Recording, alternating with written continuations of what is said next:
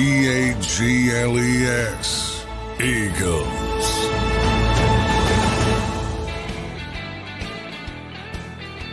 Good morning, everybody. Welcome into a Thursday edition of Birds 365. The NFL, Johnny Mac, officially kicks off tonight with the Chiefs and the Ravens. Should be a good game, just one day away from our Friday kickoff for the Eagles in Sao Paulo, Brazil versus the Packers. How you doing on this Thursday morning, Johnny Mac? Yeah, we're finally here for the NFL season. I saw my buddy Tom Pelissero from the NFL Network, NFL Media, 157 days until the Super Bowl on NBC and Peacock. So it goes quick when it's here. It feels longer than that, doesn't it? When you're in it, it Yeah. feels longer than 157. Shorter season. There's a reason the NFL is the most popular sport. There's a lot of reasons, but one is, and I think the biggest is, there's not as much. You got baseball. You love the Phillies. We're going to have John Stolnis on. He's a big Phillies guy. They're going to play tomorrow. If they have a day off, they're going to play again. They're going to play again. Long season. Sixers play 82 games. Flyers, I'm not a hockey guy, but in the same range. A lot of it. Football, quick. And then you spend, Nick Sirianni always says, it's the only sport where you practice more than you play, which is right. Major sport, at least. And then, there's not a lot of opportunities to prove yourself on the field. You're only guaranteed 17 games, and that's it. No doubt. Eagles landed in Brazil last night, Johnny Mac. There was some news that came down yesterday with the Devin White not playing. Did you learn anything more about why Devin White is out? It was reported as an ankle injury. What have we learned more about Devin White? And then what does this mean for the team going into Brazil without Devin White? It should be the Nakobe Dean show. But what did you learn about that whole scenario with Devin White? Well, the most notable is Nakobe was going to start no matter what. So, Devin, if he was healthy, in theory, would have been the backup linebacker. Zach Bond was going to start as well. So it was going to be Nakobe and Zach Bond no matter what at linebacker. And then the injury.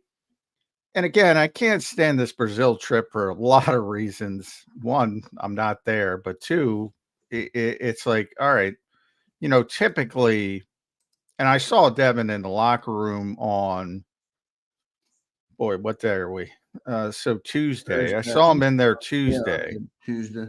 And it's not like he was in a walking boot or, he was walking around fine. He was talking about getting food. He was talking to some of his teammates. Normally a guy who might miss a game or two and is a veteran, you're going to travel with you. So that part's a little bit weird, but it's Brazil. So why do you want to drag an injured player who's not going to play to Brazil? So but that's something worth monitoring. Is he unhappy, or is it just it's Brazil? I can't answer that. So, but typically if the game were in Green Bay, for instance, or anywhere else, it would have been in Philadelphia, obviously would have been there, but I use Green Bay because of the travel aspect. The game is in Green Bay. They're going to bring him. If there's no issues, is what I'm trying to say. So the Brazil factor makes it a little bit more difficult. Plus, I'm not on the ground there, so I can't ask anybody. Right.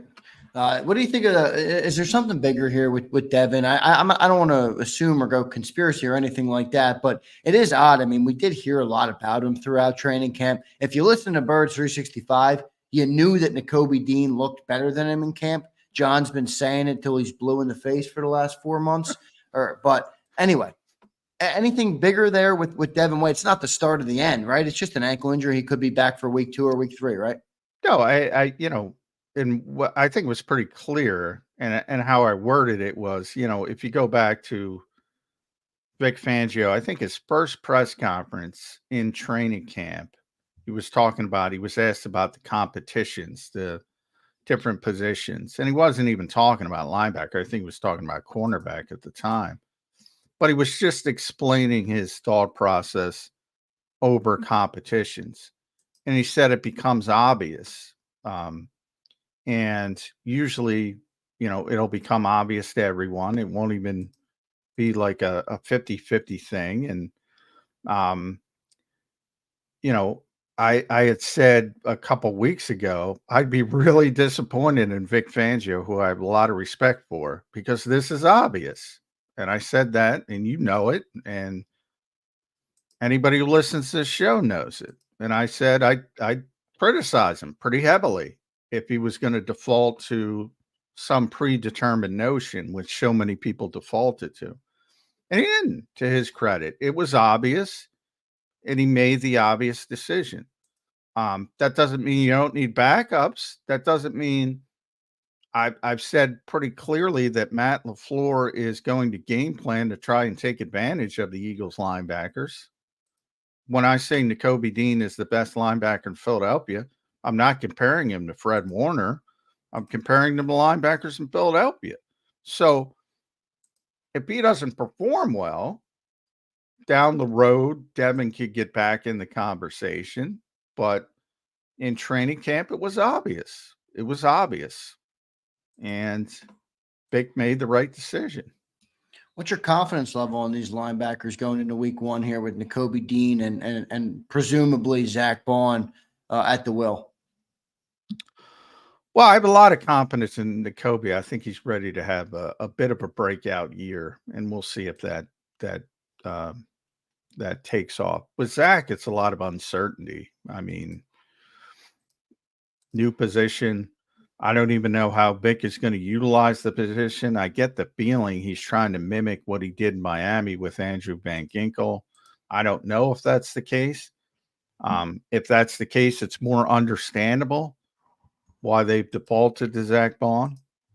And then the depth, I think, is better than it has been. I think you have two really good young players who are ascending, and Ben Van Sumeren and Jeremiah Trotter Jr. and even Oren Burks. I mean, they originally signed Oren Burks to be the third linebacker, the game day sort of backup, and he's a good special teams player. So I think the depth is better.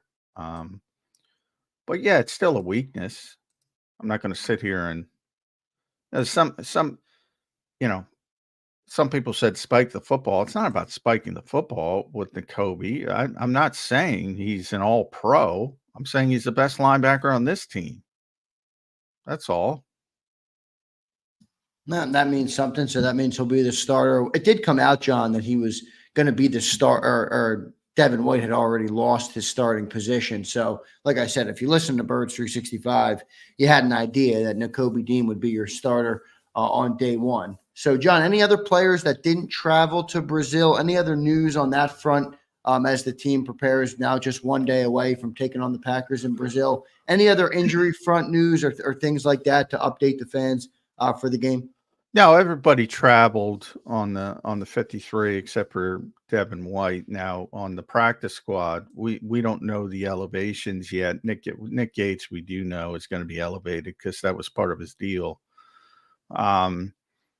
So he'll be elevated, and they're taking a few more practice squad players than they normally would, just for precautionary sake. Talk uncertainty with Brazil, which is overblown, but nonetheless, that's what they're doing. I don't know who they're leaving back. They're not taking the whole practice squad.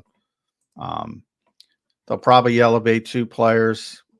Nick is going to be one of them, Nick Gates. It's interesting. I thought Jack Stoll would be the other, but he's been injured. Not on the injury report because he's not on the roster. He's on the practice squad, but he didn't practice at all Sunday, Monday, or Tuesday. So that's out the window. And then you start to think about who would be next up. Do you need a third tight end? It might be E.J. Jenkins. It might be Paris Campbell. Is Johan Dotson ready to take on the whole offense? That would be a really quick ramp up period.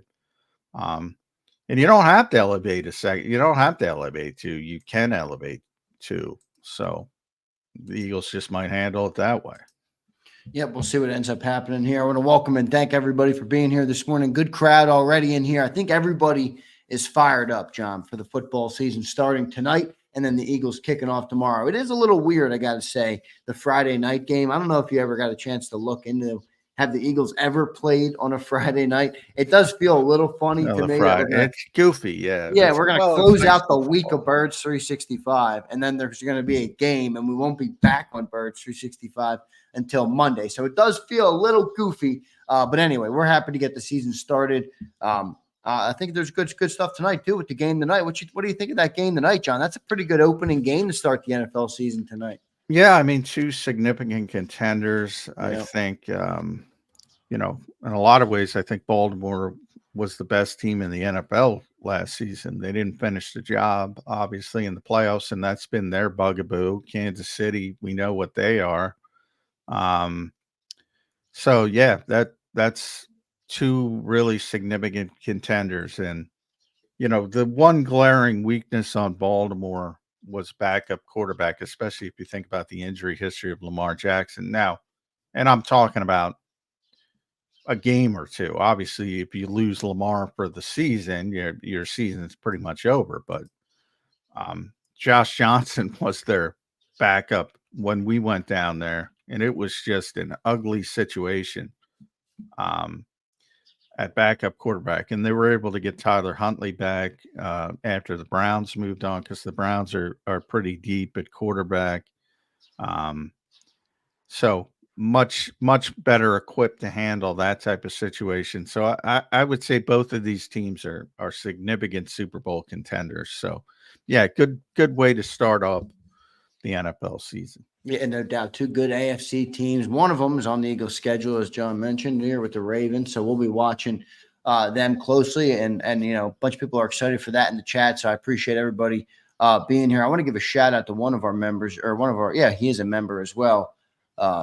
Johnny Mac. Eduardo, our man Eduardo Reza says, Zander, Johnny Mac, what's going on, fellas? I just landed in Rio, currently waiting to get the whip and cruise to the telly to catch some much-needed sleep. Let's go with everybody in the chat. So our man Eduardo's down there and for the game, Johnny Mac, in Sao Paulo. Hopefully it's in Rio. I think a lot of people wanted to go to Rio. Yeah, I think he's getting over to Sao Paulo. I don't know. I have no idea Rio's quite a bit. The geography of Brazil. Rio's not close. So, I think everybody was disappointed when the NFL chose Sao Paulo over Rio. Because a lot of guys were looking about staying an extra day to go to Rio, and it's a tight fit. It's not close. So, they even have flights to indicate. So 5 hours and 49 minutes away. Yeah, there he goes. Eduardo just put it in there. 5-hour road trip over to Sao Paulo. So he will be over there. But, it's good stuff. I mean, look, the season is here. We got a great show planned. I see our man John Stolnis in the green room. So we'll bring up Johnny Stolnis after the first commercial break here. And then in hour number 2, we have some great topics to kick around and preview the game. No guests. It'll be just me and Johnny Mac previewing this football game. If you guys have some good questions for John in the chat, any super chats will go right to the front, and I will ask him those. We'll talk about Kellen Moore. We'll talk about Jalen Hurts. We'll talk about Saquon Barkley. We'll preview the game with the Packers and see how these teams match up. It will be a good battle. I think it's going to be a tough one. I think the Packers are a pretty good team, so we'll see how it all shakes out. Let's get to that first commercial break. Again, everybody, thank you for being here. Hit that like button. Birds 365 will be back in 3 minutes with John Stolnis on the other side. If you missed any of today's show on the JAKIB Media channel, listen to the podcast on your way home. Available on YouTube, Apple, and Spotify. He's blocked well and tries to cut through the middle. Oh! Your gut says Miami is going to win, and you should take the over. Your gut also said your NFT selfies would only go up in value. They didn't. But your head is on Sports Grid and knows the QB is in concussion protocol. The backup has a 45 QBR against the zone coverage. The New York D has the most sacks in the league. So yeah, trust your head. It's smarter to be on Sports Grid. I get scared sometimes. Of a lot of things. Joining in. Decisions. The dark. The dark. But I once heard someone say, But as I always say, it's okay to be afraid. as long as you face the fear. And keep moving forward. Wherever you are in life, count on the name trusted in insurance for over 80 years. Independence Blue Cross.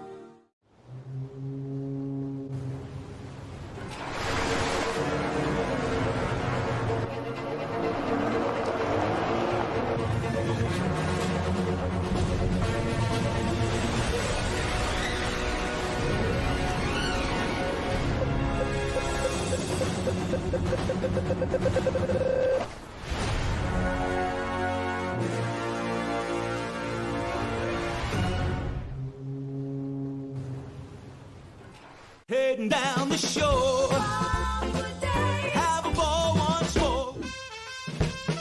Here, imaginations run wild and time stands still. Because here, you can find the best of the Jersey Shore, all on one 5-mile island. So leave the old you behind and get lost in the woods. Wild, wild, wildwood day. Plan your stay in the Wildwoods today. Imagine for a moment that you went to work today and when you came home, you were catastrophically injured. Your life and your family's life. That's what happened to union construction worker Mike Little. I was scared of what the end was going to be, but to be 100% honest with you, I knew I was going to be all right just by talking with Brian. In my heart, I just knew everything was going to be all right. Call the firm and find out why they say, "We got this." Call 215-458-2222. Michael Vick at BetUS.com. Catch an incredible 125% sign-up bonus on your first 3 deposits, plus 10% gambler's insurance.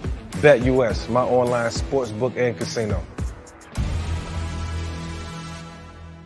EAGLES. Eagles.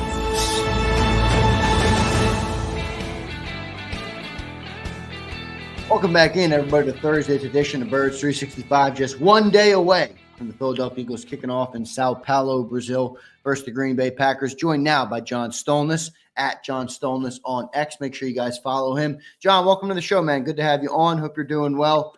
Thanks for being here this morning. Yeah, it's good to see you guys. Birds are here. Yeah, Birds are here. Good to see you. It's been a while. New digs. Yeah. How's the how is the new house? How's it working out? It's a work in progress. So this is a temporary space I got right now. We're doing some renovations, so you may hear some banging. It's at different points during the interview. Yeah. That's just folks working on stuff, but it's good. No problem. It's always a transitional time. We're thrilled to get any time with you, especially on the eve of the season, John.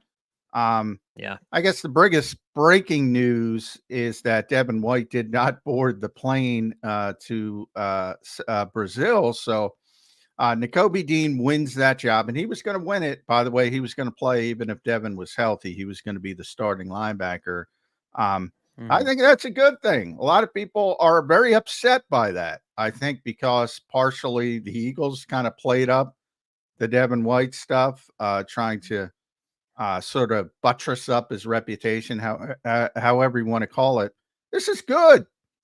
Devin White was always a one-year guy, man. Nakobe, if he takes that next step, could be here for a number of years. Yeah, I know. I mean, it's what you wanted to see last year with Nakobe Dean when he was the focal point of the defense really coming into the season. Everybody was saying the defense is really going to hinge on how good Nakobe Dean can be, especially, I mean, in the back 7. So it's, or back 6 or whatever it is they do now because there's so much nickel, but whatever it is, I mean, you know, you've got basically a guy here that you've drafted in his 3rd year that you really need to make the leap. And it seems so far in training camp, he's done that. He's earned that spot. I think the thing with Devin White that's a little confusing is that the Eagles were playing Devin White and his athleticism up all summer. He ran with the ones for so much of training camp this summer that it seemed like he had an inside track until the last few weeks. And but by all accounts, Dean was the better player. And certainly that's the guy you want to put all your eggs into that basket because he's the guy you drafted. He's the guy who you want to be here long term. Devin White was the guy that you basically signed in case Dean didn't work out so that you had something better than what you had last year. So I get it. I think it is a great thing that Nakobe Dean earned the starting job, and he and Zach Bond are hopefully going to be a more athletic, physical duo than what we saw here last year. I don't think the injury is good news necessarily because it does affect your depth, but maybe that gets Jeremiah Trotter Jr. on the field a little bit more, and we see what we've got from him. I think Devin White was never really a fit in the Vic Fangio offense. The signing was a little bit head scratching to begin with. I don't know what this means for his spot, his security on the roster long term, but for this week anyway, I mean, I don't think it's really going to affect what the Eagles do unless there's an injury or two. Yeah, no doubt, John. John, we've been previewing this game for months now because of the offseason. What's your thought going into this game? I think this Packers team is pretty good. I think the Eagles have a tough test here in week one. What's your early just preview overall on the game and how these two teams match up? I think it's really interesting that the Eagles are favored in this game on a neutral field, given the way the Packers finished the season last year and the way the Eagles finished the season last year. And if you look at the rosters, I think the Packers offense has a chance to be just as good as the Eagles offense and the potential to be better. But when you have Jordan Love, who I think has emerged as one of the top quarterbacks in the NFL, again, it's a kind of a smallish sample size, really from midseason last year on. But he was unbelievable last year. And certainly with the way he whipped up on the Cowboys in the playoffs and the Packers gave the 49ers all they could handle in the divisional round, that is a team on the way up. I like the fact that their defense is kind of a blitzing defense. It's an aggressive defense. They're not going to sit back and make you go 15 plays to move down the field. Like, they want to get after you. And if you beat them over the top, then you beat them over the top. That just gives Jordan Love and the offense more of an opportunity to stay on the field and put points on the board. So I think this is a young up and coming team. And the Eagles, we don't know really what we have in the Eagles, I think. For the first half of last year, the Eagles looked like they were going to run away with the NFC again. Yeah. And then it all fell apart. So I think that's the thing with this Eagles team. It's a Jekyll and Hyde. Which one will we see this year? And I think in this game, I think it's going to be pretty close. We haven't seen the Eagles play a good football game since late November of last year.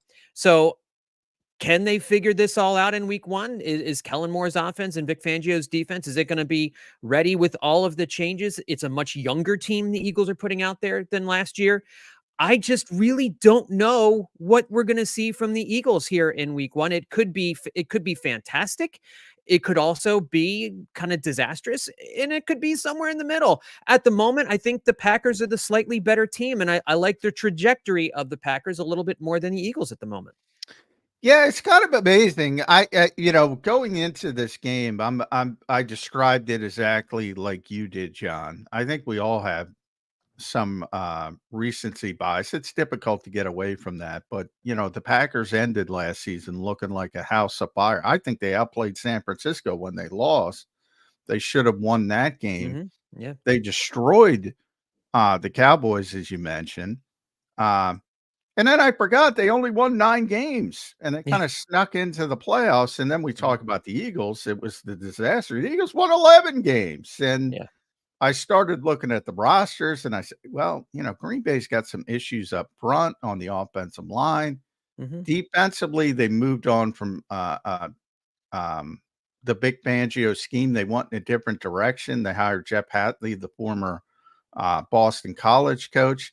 And then I say smack dab in the middle of the Green Bay defense, John Stolnis, Eric Wilson is their middle linebacker. I think this is going to be a shootout.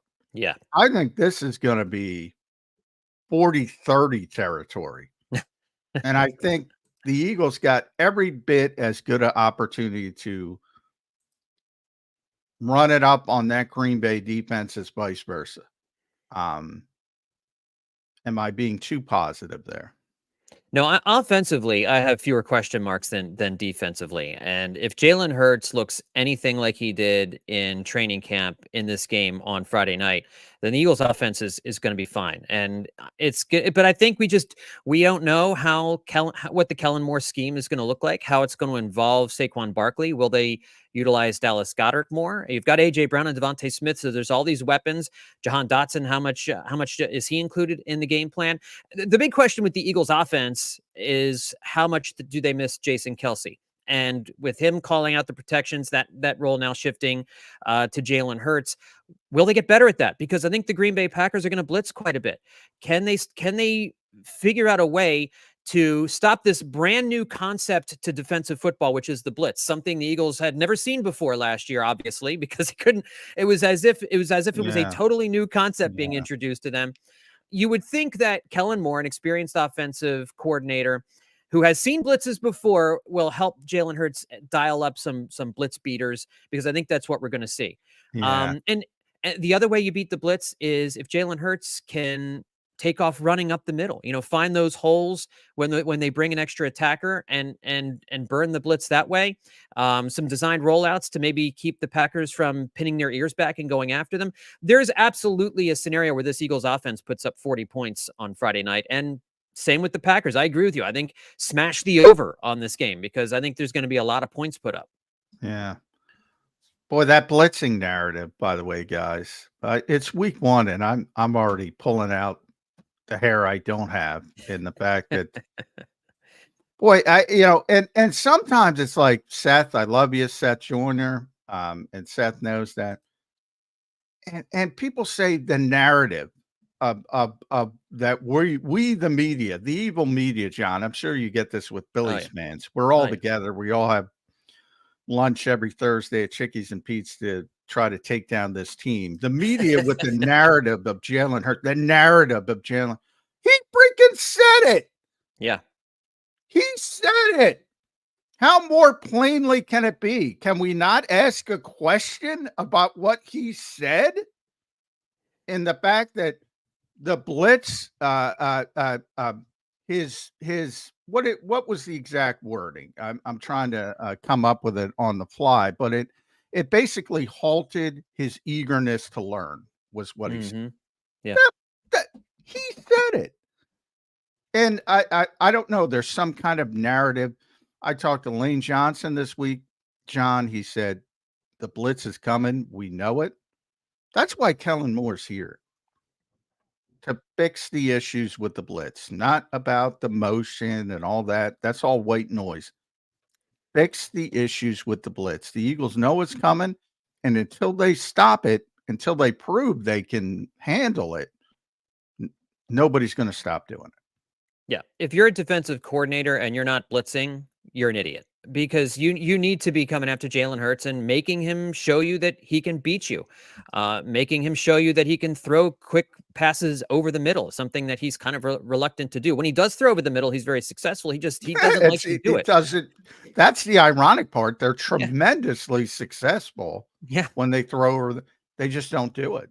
Yeah. It's crazy. Yeah. And I think having Saquon as a receiver out of the backfield, I'll be interested to see if they use that as a blitz beater as well. I mean, if you see 5-6 guys coming after you and Saquon can leak out and you can dump it off to him, that's a weapon out of the backfield. And the Eagles have never really utilized their running backs in that way. So Kellen Moore has done that. He did that in his time in Dallas. I mean, he has the ability, and he certainly has the weapons. Everything is in place for the Eagles to be improved against the blitz. They have the personnel. I think the offensive line is still going to be quite good, even without Jason Kelce. They've got an offensive coordinator who knows what he's doing, and they've got an MVP caliber quarterback in Jalen Hurts, who appears to be healthy and motivated and ready to roll. There are no excuses to not being able to beat a blitz, something that every one of these players has seen in their collegiate and pro careers. That's what made last year so mind-boggling. In high school, it's just mind-boggling. Yeah, the Packers, their new defensive coordinator, Jeff Hafley, was asked what the play calling is going to look like. He said, I'm going to let it rip. I think he's a guy that's going to bring the pressure a lot. So the Eagles are going to get that test really early on here. I think the Packers are going to bring the blitz. Conversely, we got Kellen Moore now on the offense. John, what should the approach be from Kellen Moore? We talked about how stagnant the offense got last year, how much it struggled down the stretch, only putting up 9 points in the playoff game. What's going to be the approach on the offense? How much different will it look from last year? I think a lot of it is going to have to do with how they utilize Saquon Barkley. I don't think the passing game is going to look a whole lot different, except for, again, situations where you're maybe seeing a blitz or expecting a blitz, and they have some quicker routes instead of everything being vertical, which it was at the end of last year. But I'm curious to see how much they run Saquon Barkley, how much Kenny Gainwell gets inserted, what kind of a rotation there is, because if you're going to use Saquon Barkley as a 20 carry a game guy, which is I think why you paid him the big money, that's a blitz beater as well. Saquon Barkley, you're taking 5-6 guys, and all of a sudden you're handing the ball to Barkley, and he's getting past the past the line and getting into the secondary. That's a real quick way to stop what the Packers are doing. But the Packers are geared up for that. So I don't know. I think early the Eagles are going to take the shots with AJ Brown and Devontae Smith down the field. We saw in the summertime that those two guys just looked unstoppable. And if you're going to if you can give Jalen Hurts a little bit of time back there and you send those guys on some of those deep patterns, they are going to connect on some big plays down the field. So I think early on, I think you're going to see the Eagles take some shots. I think that's going to be, if the Green Bay game plan is as we think it will be, which is a lot of pressure on Jalen Hurts, there will be opportunities there for these guys to hook up. And if they do, then Green Bay is going to have to recalibrate. They're going to have to figure something else out. And then maybe you can utilize Saquon Barkley in the running game. So I think we're going to see probably a little bit of vertical passing first quarter into the second quarter, and then the running game really start to assert itself in the second half if things go the Eagles' way. Yeah. I do think that things will go the Eagles' way offensively as well, as I mentioned, I think, but it's probably going to be vice versa as well. My biggest concern on defense is Matt LaFleur is obviously going to game plan to take advantage of those linebackers and Quinyon Mitchell playing the slot in the middle of the field with a boatload of playmakers. They might not be as well known as AJ Brown and Devontae Smith, but boy, the Packers are deep when it comes to receivers and guys who can make plays, whether it's Christian Watson, who's healthy, and when he's healthy, he's one of the most difficult matchups in the NFL, and he's not often healthy, but unfortunately for the Eagles, Jaden Reed is a big-time young receiver. Romeo Doubs, a little bit banged up, but I think he's going to play. Even if you go down to Dontavian Wicks and Bo Melton, they got two good tight ends. Josh Jacobs, I don't love moving on from Aaron Jones because I think he was a perfect fit for their offense and how they do things. But I get it. He's older. He's had injury issues. So not as high on Josh Jacobs as a fit for them. I think if the Eagles get something done defensively, it's going to have to be up front, and it's going to have to be Jalen Carter and Jordan Davis and Bryce Huff, Josh Sweat as well. Those guys, they got to bring their A game. Are they capable of doing that against an average offensive line? Yeah, that's my biggest worry is up front. The defensive line, because I know, you signed Huff in the offseason to replace Hassan Reddick. That is replacing a certainty with a question mark, especially on early downs. Can Huff hold up well enough when the Packers want to run the ball on first and second down? Who knows how much of that they'll do with Jordan Love? You've got an elite pass thrower.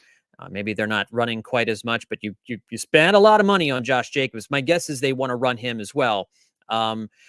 Jordan Davis is still quite the enigma. I think we're all confident that Jalen Carter could be one of the best defensive tackles in football, starting as early as this year. But Jordan Davis remains an enigma. I still don't know what we really have in him. We haven't seen him flash as the Pro Bowl type player that I think most of us thought we would be getting, especially as we're entering year 3. And Josh Sweat disappeared in the second half last year as his snap load increased last season, his production level went way down. And I don't think removing Hassan Reddick from the rotation is good for Josh Sweat and his ability to stay fresh. They've got to get some contributions from Nolan Smith. Jalix Hunt looked pretty good in the summer, but I don't think you can depend on him to be a major part of the rotation. Maybe he gets you a few sacks this year, but I mean, he's a rookie for, a rookie pick. So, I mean, I don't know that there's a whole lot that you can expect from him. That's my big worry is, can this Eagles pass rush get to Jordan Love? Can they get him a little bit nervous? Can they give him happy feet? Because if they can't, and Love has time to throw, the Packers are going to score a lot of points too. They're going to move up and down the field as well on this Vic Fangio defense. And as much as I like the additions that they made in the secondary, those guys can't cover forever. So I think I think the defense is obviously the biggest question mark on this team. I like that they went younger, but they really need these draft picks that they've invested in over the last couple of years to pay dividends here in 2024, because they didn't go out and buy and get a bunch of veterans. I mean, they got CJ, GJ, and Darius Slay, certainly veteran players back there that are going to help. But the rest of this unit is relatively young, and they're athletic, but they need to play. They need to make plays here early in the season, right from the start. No doubt, John. I think you're right about the game being a shootout. John said that. Both Johns have said that on the show today. You think that's advantage Eagles or advantage Packers if this game does become a shootout? I mean, I think they're equally yoked. Really. I mean, no, they both have the ability. They both have the weapons. Jordan Love was just what he did in the second half last year when they just kind of, they figured out that, hey, they don't need to baby him. They actually can just let him go. Like John was saying, they have a ton of weapons on offense. None of them are as flashy as Brown or Smith, but they can move the ball really well. And I think at the moment, I think it might favor the Packers, just because we don't know how the Eagles are going to look with Kellen Moore and all these different pieces and all these different weapons that the Eagles have. It might take a couple of weeks. It might take 3 weeks for the Eagles in this new offense to get moving. I will always side with the offense that has continuity to it, as opposed to the offense that's trying to integrate new things early in the season. Maybe we'll be surprised, but I look at this Packers team as kind of moving from one stage to the next in their growth and their development, moving.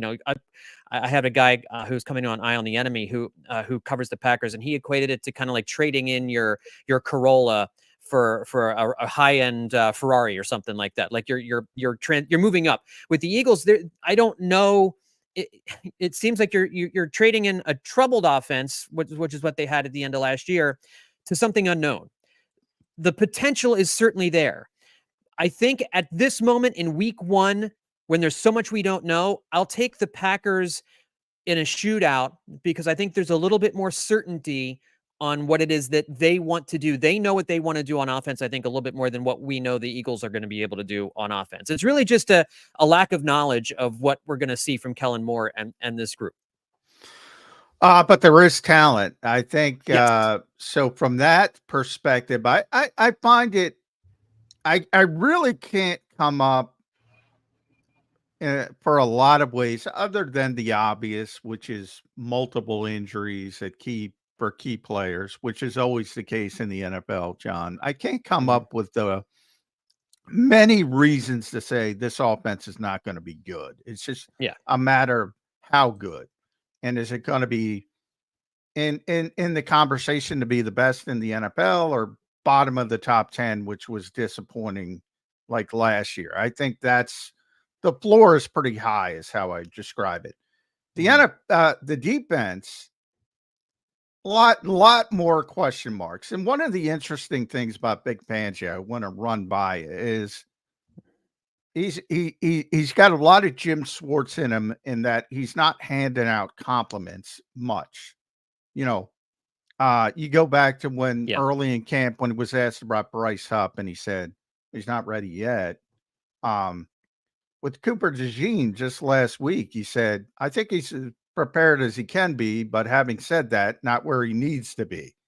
That's Vic Fangio. I think part of the reason Nakobe Dean is here is because Vic lit a fire under his you-know-what, and basically said, well, he's done it in college. Yeah. And I even asked him about Jalen Carter. I think we all know, we're all on the same boat, and Vic's on it as well. That dude's freaking talented. And I asked him this week, it's like, have you gotten a feel for, what he's capable of? And he even begged off that. He said, well, practice is practice. Let's wait and see the game. And I bring all that up to bring this up. Quinyon Mitchell. With Quinyon, it was like yes and yes when he was asked, is he ready? Mm-hmm. And can he play both positions, nickel and outside corner? What do you make of that? Does that excite? I mean, he downplays everybody except Quinyon Mitchell, who's a rookie, who's never played before. It's rookie amazing. Cornerback. Yeah. And we know that rookie cornerbacks, that's one of the hardest positions to play as a rookie, because these experienced NFL wide receivers, wide receivers have the advantage anyway because they know where they're going. The defensive backs, at least the good wide receivers, know where they're going.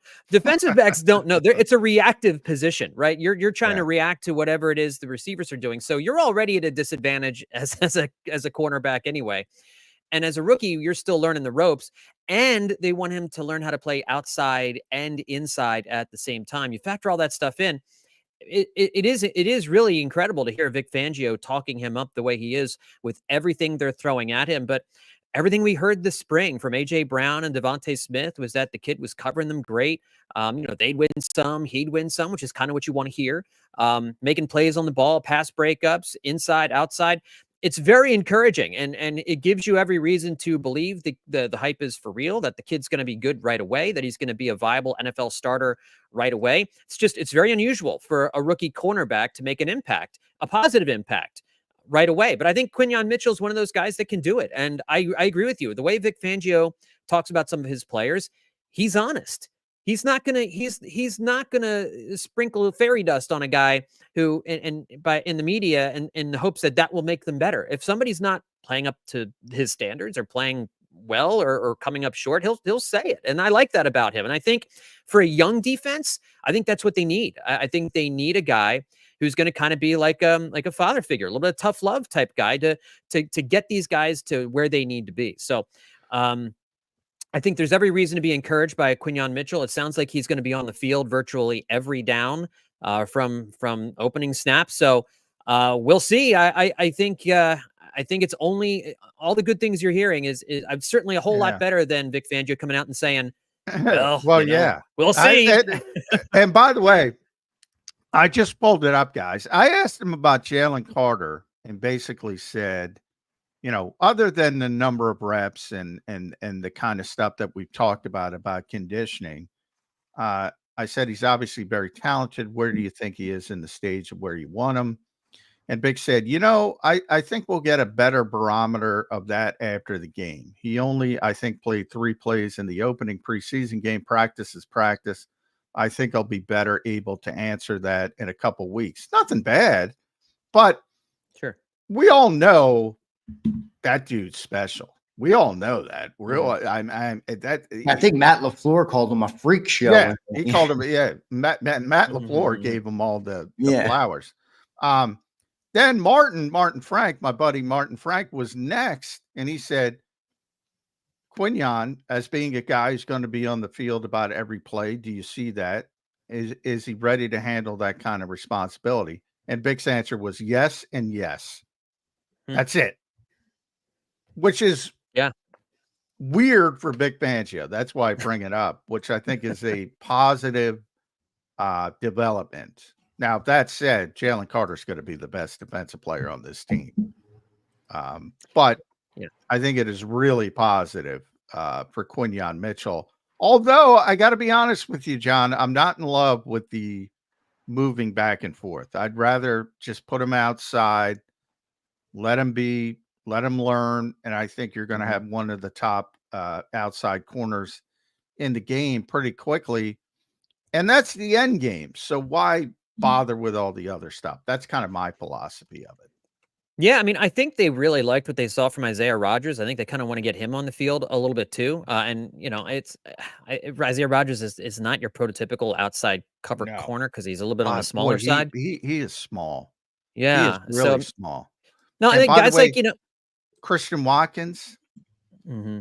Could Keely Ringo be the starter out there? He could be. I mean, he'd be. I think it's going to be Rodgers. Rodgers outplayed him. I just wonder, man, those Packers receivers are big. I know. That's what I mean. Yeah. I mean, and especially I bring up Watkins, who 6'4", can run. Watson, you mean? Yeah, Christian Watson. Christian Watson. So, he's a physical freak, as Matt LaFleur said with Jalen Carter, and boy, that matchup kind of scares me a little bit. I'll tell you what, the whole thing scares me when people have made that the Packers, they don't have like an AJ Brown. They don't have a bona fide number one, if you will. But it concerns when they got 4 guys who are all competent and capable. And there's maybe I think they got 5. Yeah. What's that? I think they got 5. Yeah, they might. Well, I mean, I got Dobbs, Jaden Reed, Dontavian Wicks, and Christian Watson. Who am I missing?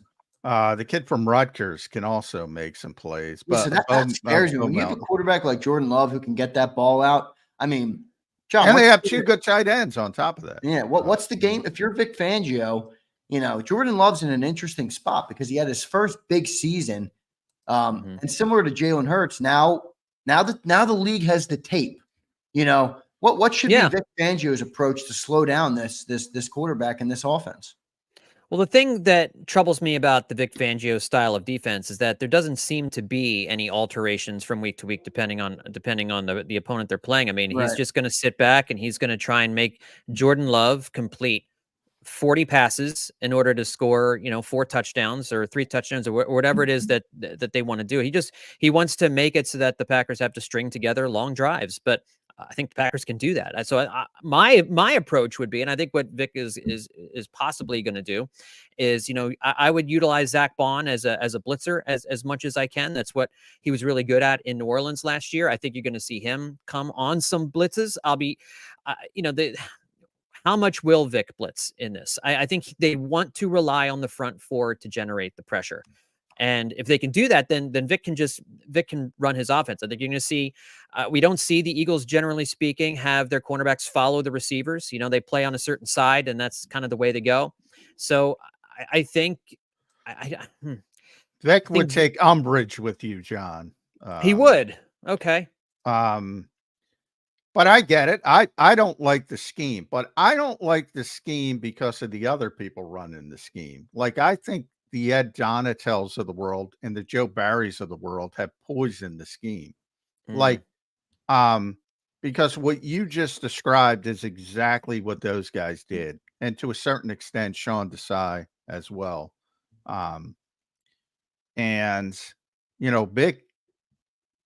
Vic does a lot more than they do, but more importantly, he teaches it better. So you're more equipped.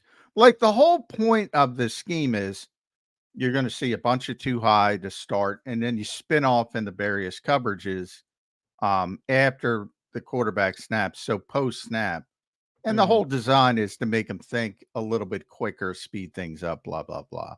Yeah. But no doubts what you say. The goal is to limit explosive plays and obviously limit points, most notably. But yeah. Do you guys think we're going to see him drop the defensive ends into coverage like they were doing at the end of last year? Way more, and people are not going to be happy with that.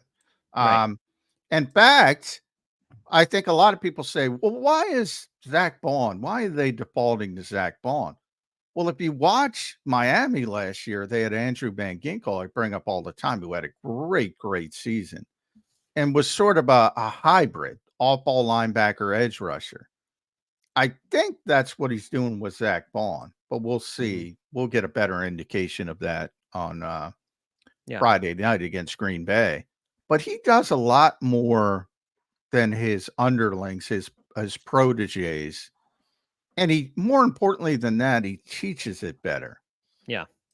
So I think the Vic Fangio scheme with Vic Fangio is a lot better than it is with Sean Desai and even Jonathan Gannon, who people know I like and respect.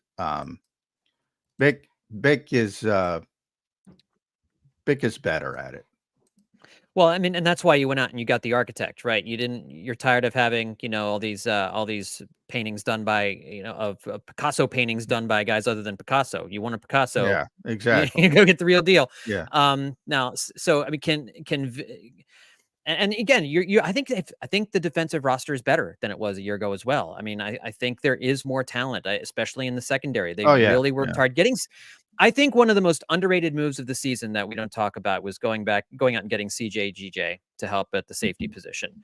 I think he's going to bring an attitude to the defense, a playmaking ability to the defense, the secondary that they didn't have a year ago, and I think that's, bringing him back. It kind of felt like they didn't really bring back a big time guy, but that's a big time player. And I think that's really going to help the back guys, the younger guys, kind of get acclimated, get comfortable. I feel much better about the safety position than I did a year ago, and I think a lot of that is CJ. I think he could be the guy who gets the first turnover for the Eagles this year. Yeah, I'm hopeful on him, but he's only, I know you can't legislate injury. You can't factor that in always because it's part of the game, but he's only played 15 games in 2 years. I mean, the guy's missed a lot of games. I'm concerned on some of that, but like I said, you can't budget. There's nothing you can do about it other than hope that he stays healthy. But I don't know. We're going to see. I think it's going to be a great game, John. Last question for me, man. Where are you in this game? You think the Eagles get the win? What's your prediction coming into this game?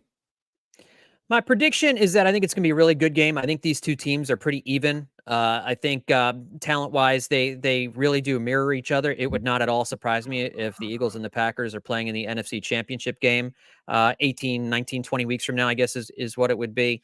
For this game, if they were playing in week 5 or week 6, I think I would feel a little bit more confident in picking the Eagles to win. At the moment, I feel like I have a little bit more of a feeling. I know a little bit more about what the Packers are than what the Eagles are. I think the Eagles are good. I think this is a good Eagles team. I think this Eagles team has a chance to go to the Super Bowl. All the pieces are in place. I think they brought in good coaching. So I just think it might take a couple of 3 weeks before it all starts to click, before everything starts to roll. That being said, I don't think the Eagles, I think the Packers win this game, but I don't think it's a blowout. I think if anything, it's a loss that if you're an Eagles fan, maybe you walk away feeling pretty good about, because I think they're going to play the Packers tough. I think it's going to come down to.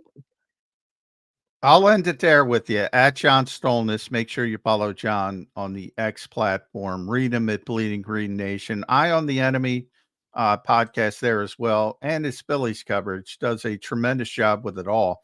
I got to tell you, and I agree with everything you just said, John, from the standpoint of this is a potential NFC Championship game match. And if the Packers win this game, it's probably going to be in Green Bay, that NFC Championship game.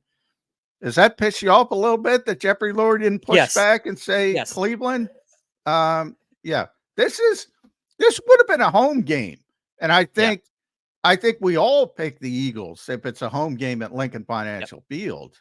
Yeah. But that's not what it is. So how upset would you be from that perspective? I'd be furious. And I think playing this game in Brazil is 60 different kinds of stupid. I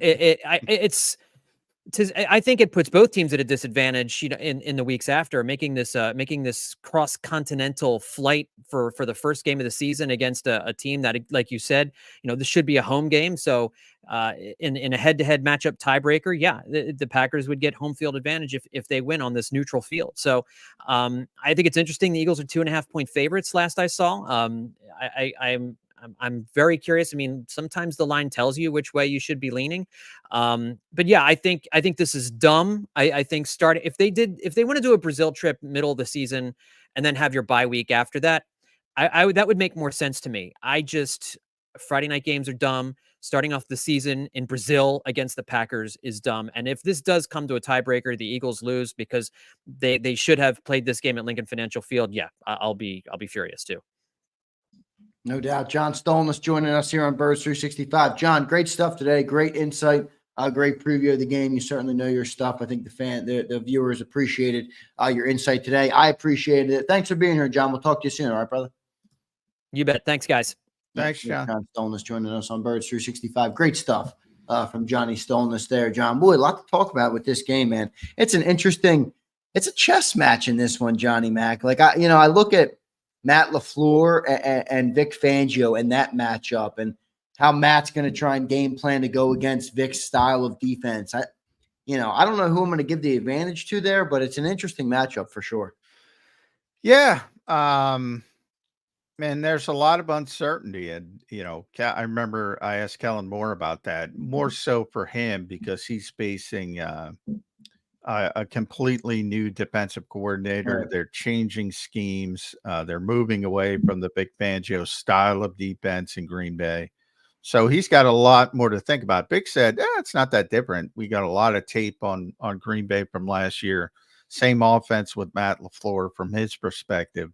It's just about stopping the talent. I do take a little bit of credence. I've mentioned it a couple times. I think it's human nature. And I don't know this. I'm not around the Packers, obviously. I'm not around Jordan Love. Maybe it isn't. But we just saw it with Jalen Hurts. People are going to adjust. And when you have tremendous success, they're going to throw some different things at you.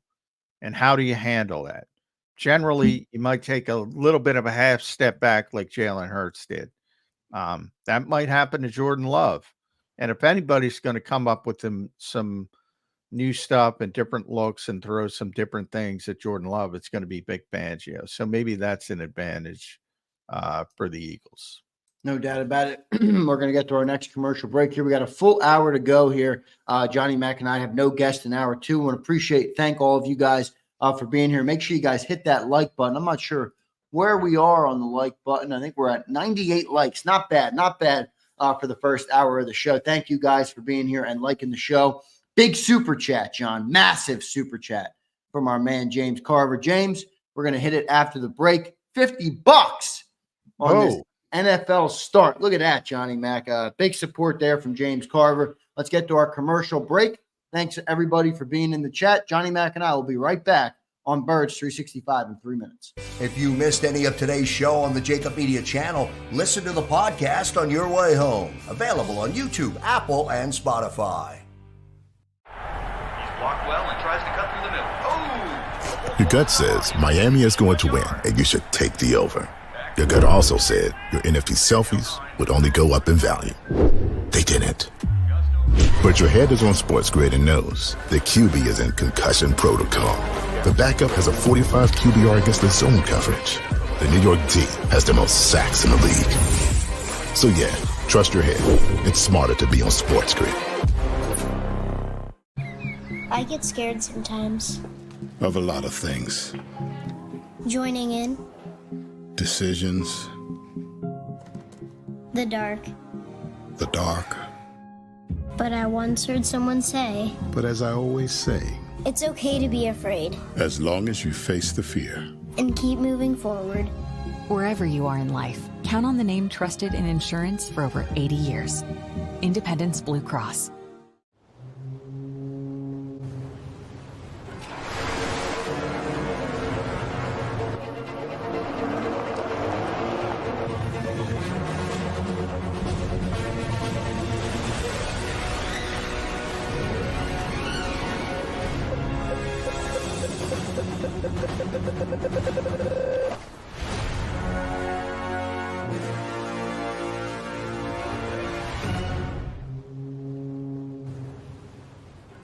Heading down the shore. Have a ball once more. Here, imaginations run wild and time stands still. Because here, you can find the best of the Jersey Shore, all on one 5-mile island. So leave the old you behind and get lost in the woods. Wild, wild, wildwood day. Plan your stay in the Wildwoods today. Imagine for a moment that you went to work today and when you came home, you were catastrophically injured. Your life and your family's life. That's what happened to union construction worker Mike Little. I was scared of what the end was going to be, but to be 100% honest with you, I knew I was going to be all right just by talking with Brian. In my heart, I just knew everything was going to be all right. Call the firm and find out why they say, "We got this." Call 215-458-2222. Michael Vick at BetUS.com. Catch an incredible 125% sign-up bonus on your first 3 deposits, plus 10% gambler's insurance. BetUS, my online sportsbook and casino. EAGLES. Eagles.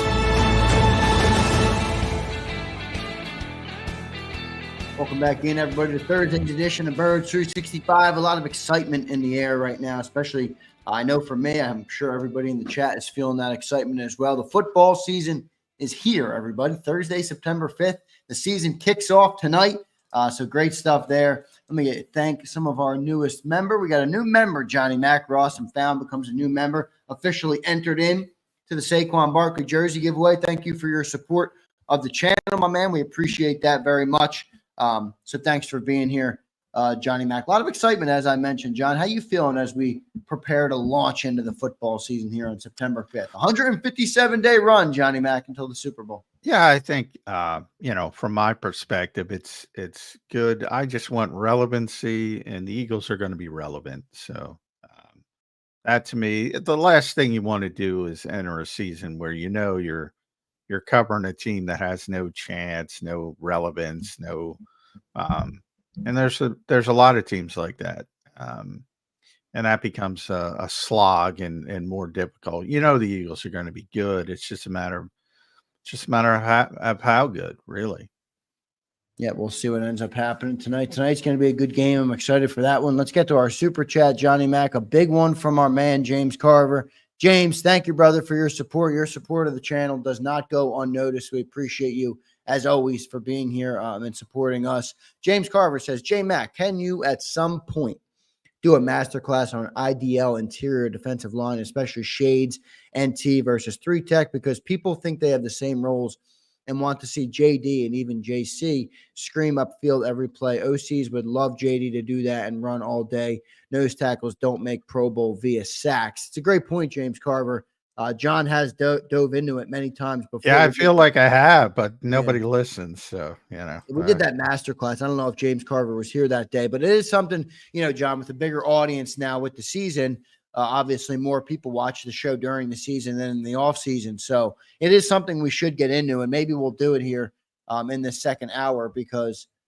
Yeah, a lot of times I don't, because John mentioned that, John Stolnis. And, right. I didn't even push back with guests too much because I'm at the point where, it is what it is. And Vic, I think having Vic around helps because Vic tries to explain the difference. Like he'll explain the difference between corner, and he had a back and forth with one reporter about corner and nickel, and he said, no, it's different positions. Well, they're both cornerbacks. No, it's different positions.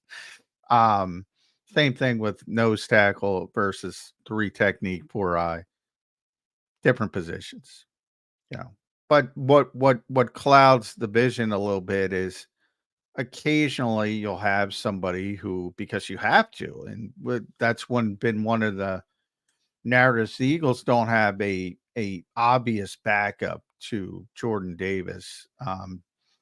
And it's going to be Thomas Booker, who's got a little bit more heft in his lower body than some of the other guys. But it'll affect the way the Eagles can play if they don't have Jordan Davis. So very important part of the defense. Appreciate the super chat as always. And a good question. I feel like I've done it a lot. And, Jordan Davis, you want to become Linval Joseph in his prime, or Haloti Ngata in his prime, or Vince Wilfork in his prime. Yeah, he's not a sack guy. Which means what, though, for the people that push the pocket, stop the run, create pressure, open up lanes for the other defensive tackles. Just give us open up. Well, you want them to tie up multiple blockers so others can make plays. You want them to essentially be a wall against the run in the middle, force force the offense to have one less blocker because you're taking up 2. Keep Nakobe Dean clean. Allow Jalen Carter and Milton Williams room to work as a pass rusher when he's out there. And from the pass rushing perspective, you want a better push, but that's what you want. You want to push. Like I remember talking to my buddy Damo. He's like, he's so gifted, you could put him outside. I'm like, no, you can't. maybe he is athleticism wise, but you know, it's like those edge rushers. There's some physical gifts that you need. Jalix Hunt as a developmental player being a perfect example of it. But I'm talking about the big time edge rushers, the Nick Bosa's of the world, the Max Crosby's of the world, the Myles Garrett most notably of the world, Hassan Reddick that you got to see, and maybe even the Jets will get to see. We'll see how that shakes out. But those guys, it's not just about athleticism and speed. They work tirelessly to, get their technique work and their hand work, work and set up different tackles for different pass rushing moves. Can't be a one trick pony from that perspective. And you don't just lop a guy out there because he's physically gifted. I mean, that's not what Jordan Davis has ever done. Just let him be a nose tackle. And if he becomes Haloti Ngata in his prime, you're going to be very happy. You might not know it, but trust me, the defense is going to be successful. I'll tell you who else will be very happy. All the other guys on that defensive line will be very happy. Yeah. And you might see 2.5 sacks. You might see 4 sacks on a big year. And you might go, oh, he's the 13th pick. He's got to get 10 sacks. No, he doesn't. That's not what he's here for. Conversely, John, Jordan Davis, or not Jordan Davis, Jalen Carter. That's what Jalen's here for. Yeah. Right. That's what you hope, Jalen. Now, it's always tough for interior defensive linemen to get double digits, but he's capable of it. Yeah, he is. Especially if Jordan Davis does that role, right? I mean, if he takes out 2 blockers, it's almost like the potential of this D line is scary good. If Jordan Davis can eat up multiple blockers and take up that middle of the field like we're hoping he can, and then you leave Jalen Carter, he's basically impossible to stop if you don't double team him. You still have another Milton Williams out there. You still have your edge rushers. I mean, the potential of the D line really is crazy good. Yeah, and I think it's deeper than people realize because I think, Milton's a good player. And this is a big year for him, obviously, contract year. I think he's betting on himself. Still waiting. There's a couple of days. The Eagles tend to like to do that one extension before the start of the season. So who knows? Keep an eye on that. With Milton Williams and Kenny Gainwell would be the 2 most notable, but we'll see how that shakes out. Both guys probably want to bet on themselves a little bit. And from the case of Milton, there's going to be an obvious opportunity. Moro Ajomo's got some talent inside as well. So you have that perspective. And then the edge rushers. I think, one guy nobody talks about is Patrick Johnson. I think when we talk about, that's the thing. Like if you see Nakobe, like he had Liz Frank surgery for people that don't know. So there's a long time that he couldn't do anything lower body wise. He was in a rollabout, and then he graduated to crutches, and then he ultimately graduated to a walking boot, and then finally got to ditch everything. He is so much bigger in the upper body now because that's all he was doing during this early rehab. And it showed up on the field. He was much more physical. I think people were surprised how physical he was during training camp. He was the Eagles' most physical player. And he's always thought of this undersized guy. So he really remade his body, and so did Patrick Johnson. And we'll see how it shakes out on Friday night. But I think Patrick Johnson might be the Eagles' 4th best pass rusher, not Nolan Smith. Now, I think Nolan's going to get every opportunity, but Patrick looked more consistent to me in practice. But as Vic will say, practice is practice. Just looking at it from the other side of the other point of view, I mean, we talk about how good that 5-man front can be for the Eagles. If you're Matt LaFleur, how do you mitigate that? Is it line up more receivers? What do you do to kind of mitigate that rush? Because I think if you are the other team and you're trying to get to the Eagles defense, one of the things you got to do is, lower the impact of the defensive line. How do you do that if you're an offense? Yeah, I mean, and that's the weakness of the Packers' offense is their offensive line. It's typically been very good over the years, but they, David Bakhtiari's had the injuries and he's gone finally. I don't know, maybe 4 or 5-time All-Pro. He was a great player. They lost Runyon, John Runyon's kid as well. To have I would say Jenkins.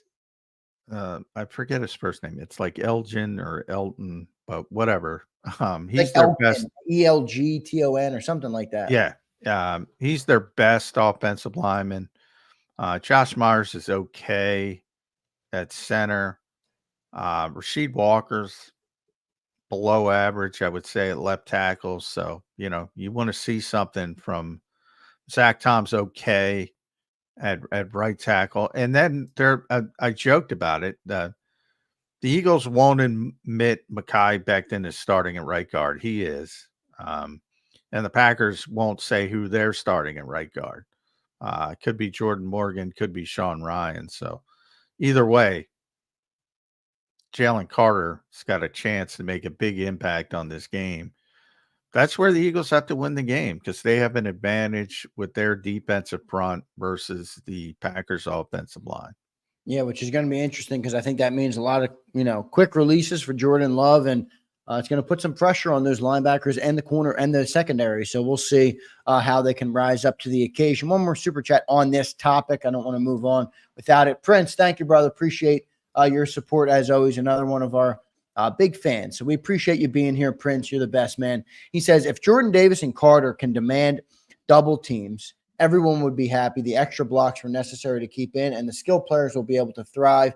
Mr. PFF is right. Cheers. Smart take. Prince, appreciate you, man. Exactly. I think you bring up I'm always right, Prince. You should know that. Come on, Prince. You know better than that. One more super chat here before I get to Carver's next one. Ross and Found, who just became a member as well. Ross, thank you for becoming a member. Reminder to everybody, we are giving away the Saquon jerseys all season. So if you want to become a member, now is a good time to do it before the game tomorrow. We appreciate all the support of the channel. Ross says John is one of the best, even if he isn't an AEW fan. Oh, come on, Ross and Found. Hey, first of all, for those who don't know, I love Tony Khan. So, I mean, there's one owner in this league that I can get in contact with pretty much any time, and that's it. So I actually root, but at that, I pride myself on a objectivity, and it's been a bad product. I love the guy. I root for him. I hope he turns it around. It's been a bad product, and that has strained our relationship somewhat. But I'm not going to lie to the guy. Too many people lie to the guy because he's got a lot of money. And I told him flat out, I said, dude, you're listening to the wrong people. It is a shitty product right now. But I digress. I'm on a tangent. Johnny Mac, we love your objectivity. Good take there. We appreciate it, brother. James Carver, one more super says, thanks for hitting even longer than expected, J-Mac. People just make me question when they say things like that almost immediately in critique of Eagles D. James, thanks for the support, man. We appreciate the question. You dropped $50. Of course, we're going to hit on it. And I do think it's a good point, man. We're coming into the season, and not everybody has the right expectation on Jordan Davis. So I think you bring up a really good question, and it's great to educate the fans as John loves to do, as we love to do here on Birds 365. We always say we want to make sure our viewers are the most educated Eagles fans in the country or in the world, really, because we have fans from all over. So that's the goal. Thank you, James, for the question. Another super chat here, Johnny Mac. Thanks, everybody, for the support today. Game week, everybody. We're as jacked up as all of you guys. Alexander Harris. Good morning, Alexander. Nice first name, my friend. Me and you share the same first name. Good morning, guys. How do you guys feel about Zach starting at the other linebacker spot? And do you feel one of the younger guys should have gotten a shot? It's a good question, Alexander. He's never been an off-ball linebacker, Zach Bond. John, what's your answer to that? Well, he has, but he hasn't done it a lot. Right. I'm interested. That's probably the most interested I am on the defense and see how it's going to unveil itself on Friday night as Zach Bond, because I think, and this is just not me saying it, not me reporting it, just my speculation.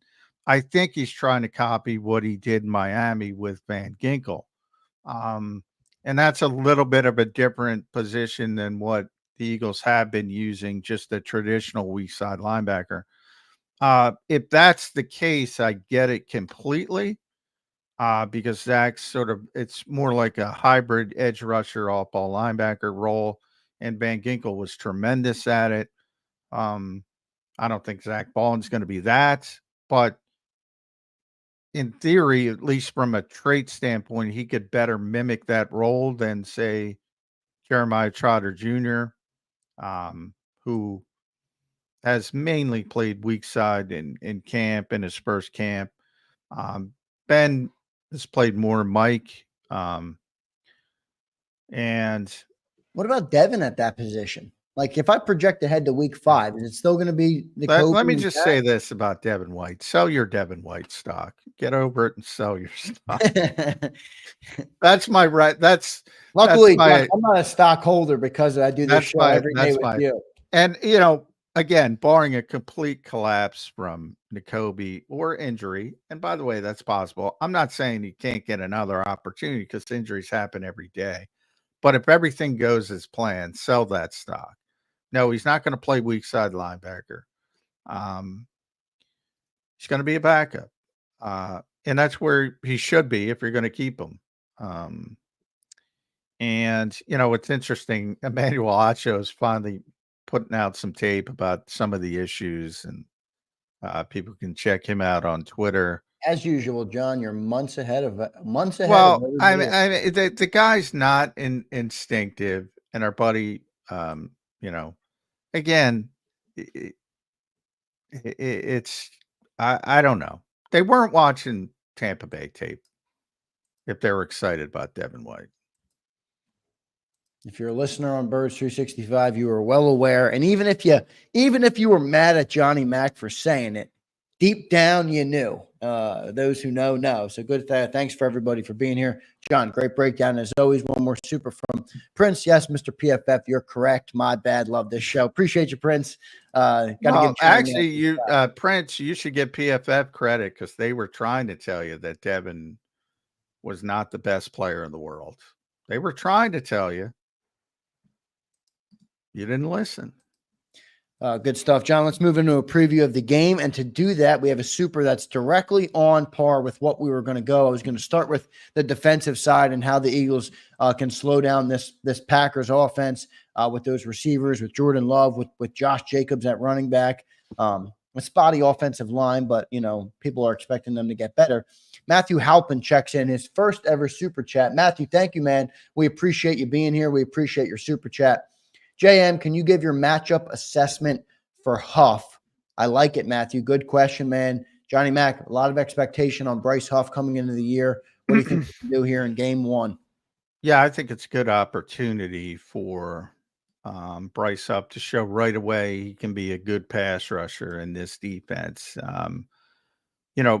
Typically Bryce is going to line up on the left side more than not, and Zach Tom is probably their best tackle, but they'll flip guys to take advantage. Vic will do that. And Rasheed Walker's their left tackle, who's not very good. I would say below average NFL tackle. So whether it's Josh Sweat or Bryce Huff, and I think they'll both get opportunities. I think they have to take advantage of that matchup.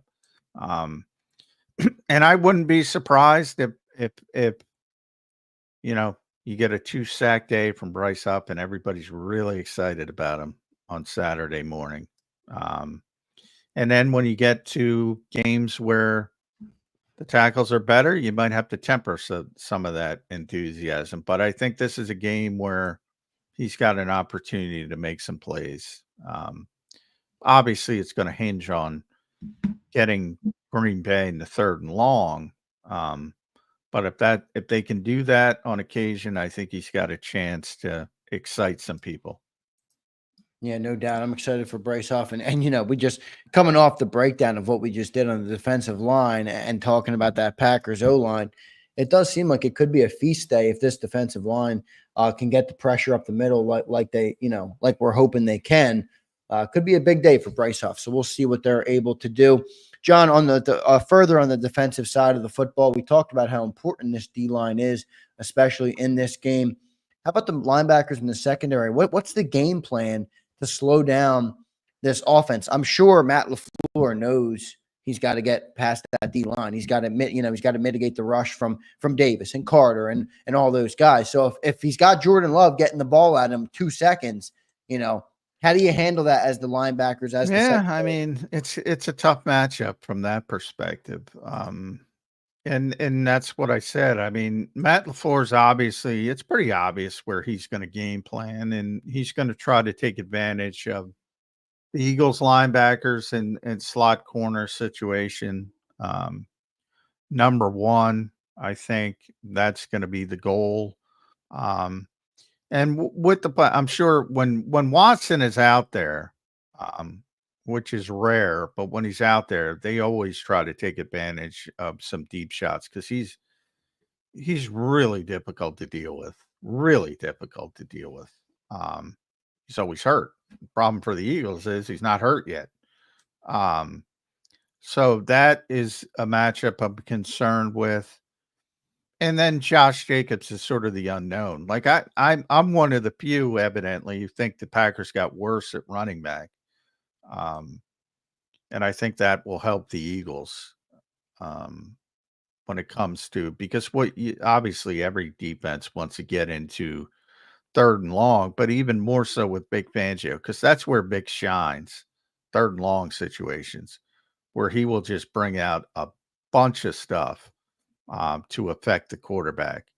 And that's, people will get excited by that because that's when he's going to blitz. He blitzes and he blitzes when he wants to. And what he wants to is when it's 3rd and long to get off the field. He doesn't want to blitz when he has to. And that means, if you're not having success and you feel the pass rush isn't getting home and you feel a need to blitz, that's when you're in trouble. And if the Packers are 3rd and short a bunch, it's probably going to be a tough night for the defense. Yeah, no doubt about it, John. One more super chat here. Another one from Alexander. Alexander Harris, thank you, man, for your support this morning. Great questions, too. All of our guys have great questions this morning. I think everybody's super jacked up for this game. So if you do have questions for John on the game, get them in now because we have no guests this hour, too. So we're going to be breaking down the game here for the next 36 minutes and change before the show is wrapped for the day. Alexander Harris says, how concerned are we with the pass rush once we get past Huff, Sweat, and Brandon Graham? I think you're talking about depth, Alexander Harris. Johnny Mac, what do you think of the depth at the pass rush? Well, I think there's enough to where somebody will work. Maybe it's Nolan Smith. Hopefully for the Eagles, that would be their best case scenario. It's Nolan Smith. But if it's not Nolan Smith, it might be Patrick Johnson. If it's not Patrick Johnson, it might be Alex Hunt down the road. I got a feeling it's going to be by week 8. I think it's going to be Patrick Johnson. It might be. I got a weird feeling. Also, where big, I've been talking about this all off season. This is Brandon Graham's last year. And I think everybody has gone down the route of, well, he's going to play less incremental. I think he's going to play more. And I said it. And Vic basically agreed with that. He said, yeah, I told him, be ready to play. There's no pitch count on him if that's what you're asking. So I think Brandon's going to play more because there's no need to keep that gas in the tank. This is it for him. So I think that's going to help his ability to be on the field more. And I think you got 3 darts with Nolan Smith and Patrick Johnson and Jalix Hunt. Now, early, I think Jalix is going to be inactive. But talking about down the road, the overriding picture. And Nolan will get the first opportunity, but he's got to prove he can do it. Yep, no doubt. We'll see how it plays out. Like I said, I got a feeling it's going to be Patrick Johnson, and I got a feeling Jalix Hunt is going to have a bigger year than everybody is anticipating. I think he's going to be a good player this year. I don't know why. I just have that feeling inside that I think he's going to be You better. got to play first, though. You got to play. Some No guys doubt. got to Yeah. fail before he's going to get an opportunity, I would say. Yeah, no doubt. So short term, not long term. Yep, no doubt. Good stuff there, Johnny Mac. John, the one thing I asked about earlier was the Keely Ringo. You know, if he might start in this game, just because when you look at those Packers receivers, they're young, but they're big and they're physical. You know, and that's a mismatch for Isaiah Rodgers, regardless of how good he is in coverage. What do you think the game plan is at corner after Quinyon and Slay? Yeah, I'm with you. Isaiah's dealing with a bit of a hand injury that cropped up, so he's been limited in practice. Maybe that gets Kaylee Ringo back into the conversation. Or maybe, Vic says all the time that he'll change from week to week and, based on the game plan and the opposition. And maybe this is an opportunity to say, all right, maybe Isaiah Rodgers is better equipped, as you said, as a coverage player, but you look at Christian Watson that's 6'4 plus, and say, I'd rather have the size out there. Who's going to cover him, John? Forget Keely Ringo for a second. Who's going to cover him at all? That he's very difficult to cover when he's out there. Good Lord. Dobbs is 6'2". Reed is more, 5'11-ish. So he's a little bit more. A very good player, but from a depth standpoint, from just a measurable standpoint, a little bit easier to deal with. And Wicks is over 6 foot as well. So of their top 4 receivers, 3 of them are size mismatches for Isaiah Rodgers. And that's something that Matt LaFleur is certainly, I'm sure, taking notice of. Yeah, we'll see what the game plan is. I do think it's a tough matchup. I think this Packers team is good. I don't think they're slept on. I think people realize they're good, but I think people don't want to buy into them fully yet. And I think they're going to be good, man. I think they have a good general manager. I think they regroup, as well as anybody in the NFL.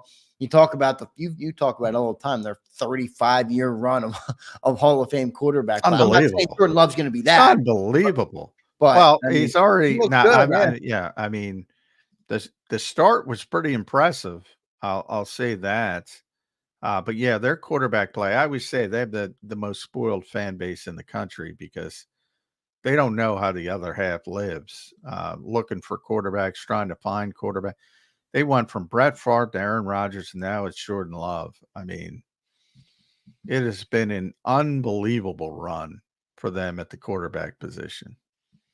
And they're spoiled because of it. Yeah, no doubt. So I think they're good. I think they're good. I think they're a good team. I'm not crowning them at RMP says everybody's crowning the Packers too early. I agree. I mean, look, we got to see it again. But RMP, I will say this.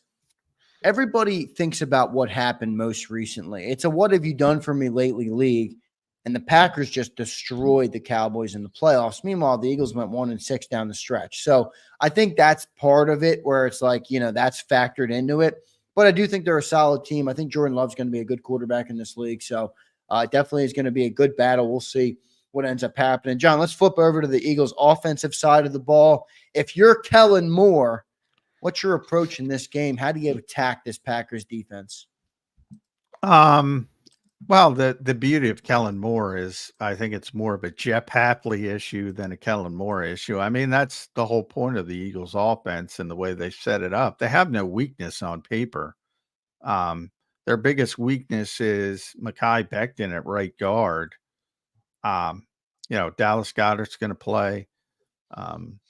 We know we're all ready for the Saquon show. Everybody's hyping that up. You're better at running back. You add Johan Dotson at receiver, and he'll be limited from a playbook standpoint, at least a little bit, but still much more of a playmaking aspect. Even their depth players, Kenny Gainwell, Grant Calcaterra, they think can catch the football really well. And the offensive line overall remains top 5 in the NFL as a floor. Not a ceiling, as a floor, top 5 in the NFL. There's no excuse not to have success offensively with this team. And the Packers have some good players. They're up front. They're good. Kenny Clark's probably their best player, one of the more underrated players in football. And he'll be difficult to deal with for Mekhi Becton, I would imagine, certainly as he makes the transition. They have very good edge rushers in Rashawn Gary and Preston Smith. But Lane Johnson, Jordan Mailata tend to shut guys like that down. Their linebackers are weak, very similar. Eric Wilson is scheduled to start at middle linebacker. Quay Walker, kind of a bigger name Georgia guy, but really hasn't performed. And then Isaiah McDuffie, when they have another guy out there, not good at linebacker. And then the secondary, they have 2 good players. Jair Alexander is one of the best press cover corners in football. Xavier McKinney is a player the Eagles desperately wanted, playmaking safety, very good player. But they have some issues as well. Eric Stokes isn't the best complimentary corner at this stage of his career. He was a first-round pick a couple years ago, and then what happened? He missed a year for injury. Is that how it went with him? He was he was very late first-round pick. So that's one of those things where it's like same thing with Nolan Smith here. Like, what's the difference between 30 and 33? Well, Right. You're a first-round pick. You're not a first-round pick. So that always, yeah. I mean, so he'll forever be labeled as a first-round pick in Green Bay. Hasn't lived up to those expectations just yet, but obviously he's got some talent. So does Walker's got some talent. At linebacker, he was a first-round pick, but hasn't lived up to that. So, they have some athleticism, but overall, and that defense was atrocious when they were trying to play the Vic Fangio scheme with Joe Barry. It was bad. And a lot of uncertainty with Jeff Hafley coming back from college. Was NFL DB's coach and then went to college and was the head coach at Boston College. Now he's coming back to be a defensive coordinator. So a lot of uncertainty, but I would not want to be Jeff Hafley and try to game plan for the Eagles. For Kellen Moore, it's about keeping everybody happy. For your first game, Jeff Hafley's got to go up against this offense. That's an uphill battle for him, man, no doubt. Yeah. Interesting hire though. Like, where did he come from? Head coach of ball. I know where he came from, but I mean, yeah, it's a long time cycle, Well, he was, a long-time DB's coach in the NFL before he went back to college. So, it's not like he hasn't been around the NFL. But most recently, he was DB's coach in Tampa, Cleveland, San Francisco. And then he went back to college to be the defensive coordinator at Ohio State. And then he got the head coaching job at BC, and now he's back in the NFL. So it's not like he's not aware of the NFL. It's not like it's that out of, he gotcha. So, but he's never been a defensive coordinator in the NFL. So from that standpoint, it certainly is new. So if the matchups are Kellen Moore versus Hafley from a coordinator perspective, I'm going to give the advantage there to Kellen Moore. But on the other side, if you got LaFleur versus Fangio, well, that's a heavyweight matchup right there. Who you got there is the advantage. I might take LaFleur. I got to be honest. No, I'm always going Vic, but all right. LaFleur is a guy I say it all the time. I admit I didn't give him a ton of credit when he first got the Green Bay job because I think he had Aaron Rodgers. Yeah, he was. That's on autopilot. He's letting Rodgers, and he won 13 straight. He won 13, 13, 13. Had the best 3-year record in NFL history for a head coach. And then they took the step back in Rodgers' final season in Green Bay. They won 8 games, and they only won 9 games last year, and they snuck into the playoffs. And then but they were playing well and destroyed Dallas, and should have beat San Francisco, to be honest. So, I have given him a little bit more credit over the past 2 years. Ironically, because he's won 8, 9 games versus 13, 13, 13. Because I think Zander and I could have won 13 with those Packers teams. But yeah, I think he's a good coach. And obviously he's from the scheme that everybody wants to run offensively. The Shanahan group, Mike McDaniel, Sean McVay, they all coached on the same staff. Back in the day in Washington that I talked about yesterday. And they all run a similar scheme, and it's difficult to deal with. But I think Vic is great. No doubt. I want to thank everybody for being here, John. Big crowd here today. Thanks, everybody. Make sure you guys hit that like button if you're enjoying the content. Sorry, it appears everybody in the neighborhood is getting their lawn cut this morning. So I'm muting it out. Hopefully it's not bothersome to everybody listening. John, 2 more super chats. Everybody's been, like I said, has been tremendous this morning. Abe says, what's the penalty count for Eagles and Packers? I don't know. Week 1, Abe. Might be a lot. I guarantee there's going to be a couple on the kickoffs. I guarantee that. But yeah. Who knows? Ron Torbert is the referee. So if people want to do their research into referees and what, I usually get that sent to me. It hasn't been sent to me yet.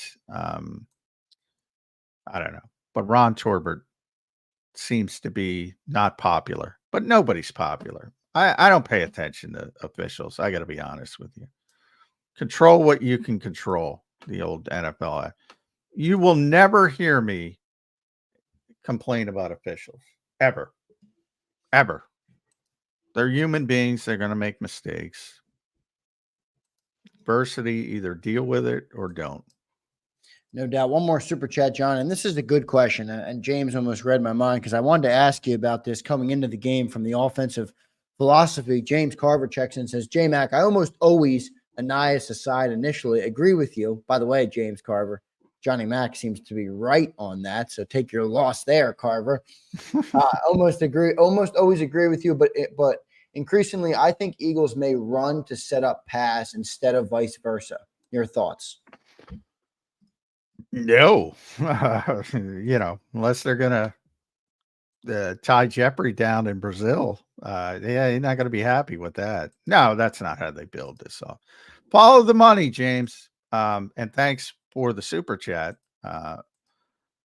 Yeah, I mean, what do they pay AJ? What do they pay Jalen? What do they pay Devontae? Yeah, I mean, they built this team, and Jeopardy's right, by the way, and that's what he wants. He wants the easiest way to win, and I always talk about margin of error. There's a lot of ways you can win, but you want to create the easiest way to win, the greatest margin of error to win. And in the modern NFL, that's to have a high octane passing offense. That's Jeffrey Lurie's philosophy. He's correct. That's how the Eagles are built. That's how they always built, with that in mind. And that will continue. Will they be better equipped to run the football with Saquon than they have been with DeAndre and Miles? A little bit. But by no means is this going to be a run first team. Good answer there, Johnny Mack. We'll take one more commercial break here. I want to thank everybody for being here. Great crowd, great questions, everybody. Thank you guys for preparing for this game with us here on Birds 365. We are excited to get this thing underway. We've been talking all off season long The dog days of summer are well in our rearview mirror, and the football season is here. Excited for the game tonight, too, by the way. I know we're an Eagles show, but that's a great kickoff to the NFL season, the Chiefs and the Ravens. We touched on it a little bit in the opening segment, so should be a great game tonight. I know everybody in the chat's going to be looking forward to watching that one. So we'll take a commercial break here. We'll come back. We got about 15 minutes left to go after the commercial break on the show. So give us 3 minutes, and we'll be right back on Birds 365. Thanks, everybody. If you missed any of today's show on the JAKIB Media channel, listen to the podcast on your way home. Available on YouTube, Apple, and Spotify. He's blocked well and tries to cut through the middle. Oh! Your gut says Miami is going to win, and you should take the over. Your gut also said your NFT selfies would only go up in value. They didn't. But your head is on Sports Grid and knows the QB is in concussion protocol. The backup has a 45 QBR against the zone coverage. The New York D has the most sacks in the league. So yeah, trust your head. It's smarter to be on Sports Grid. I get scared sometimes. Of a lot of things. Joining in, Decisions. the dark. The dark. But I once heard someone say, But as I always say, it's okay to be afraid as long as you face the fear. and keep moving forward. Wherever you are in life, count on the name trusted in insurance for over 80 years. Independence Blue Cross.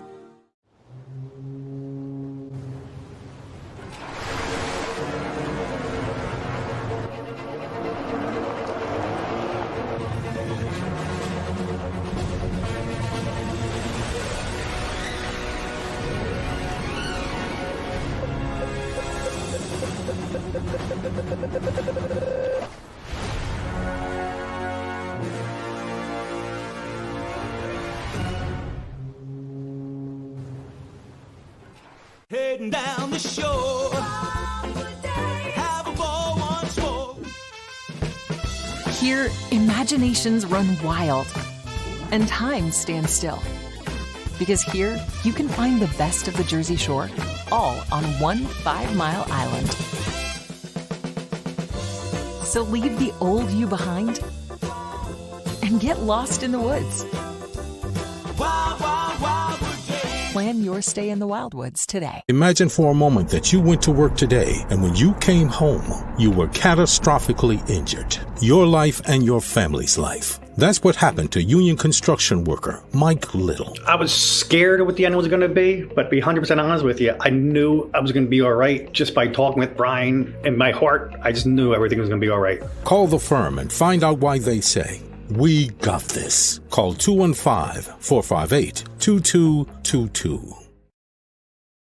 Michael Vick at BetUS.com. Catch an incredible 125% sign-up bonus on your first 3 deposits, plus 10% gambler's insurance. BetUS, my online sportsbook and casino.